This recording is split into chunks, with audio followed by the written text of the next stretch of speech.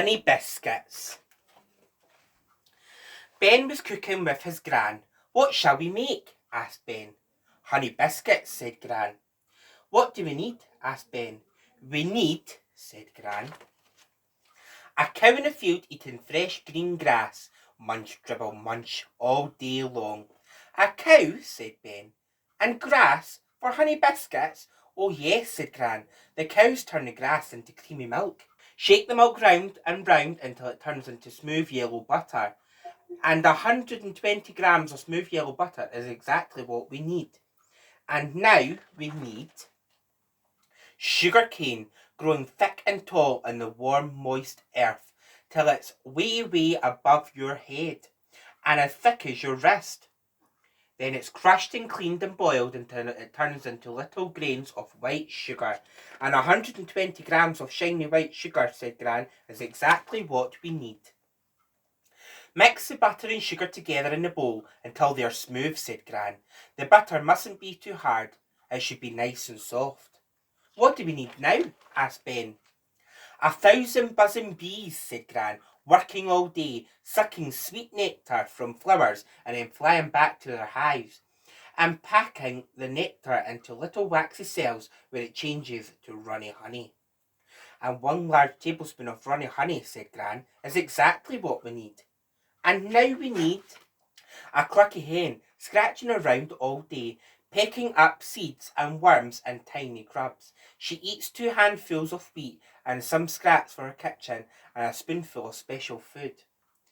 And every morning she lays an egg. But we don't need all the egg, said Gran. We just need the yellow part, the yolk. Put the runny honey into the bowl with the butter and sugar and beat it, said Gran. Now, here comes the tricky bit, separating the yellow yolk from the clear part. The white isn't easy. You just have to learn by doing it. Put the egg yolk in the mixture, said Gran, and beat it. Now, what do we need? Asked Ben. Some dried bark, said Gran, from a faraway tree. Bark, said Ben. I don't want to eat bark. It's called cinnamon, and cinnamon's a spice, said Gran. Honey and spice make something nice. Wait and see.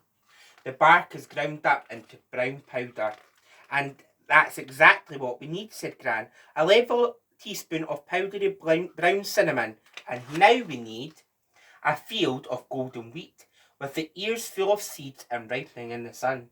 Grind up the seeds and you get soft white flour.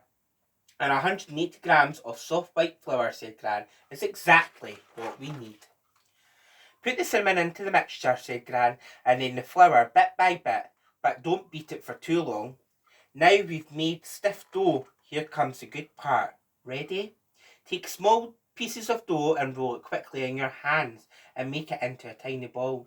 Roll the ball in some shiny white sugar and cinnamon and then put it on a baking tray. You've got to give each little ball a little space, said Gran. Why? Asked Ben. Wait and see, said Gran.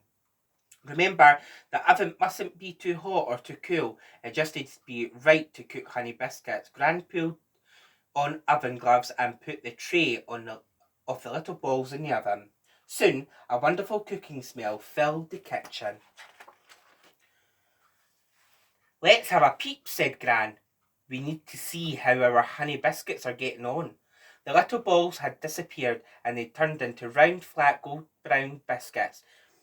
Gran put her oven glove on and took the hot tray out of the oven. Let the honey biscuits cool just for a minute or 2, said Gran.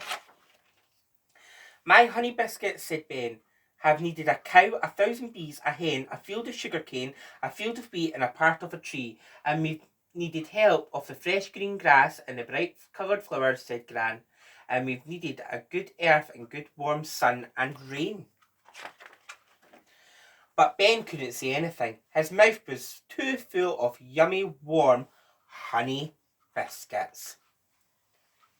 The end.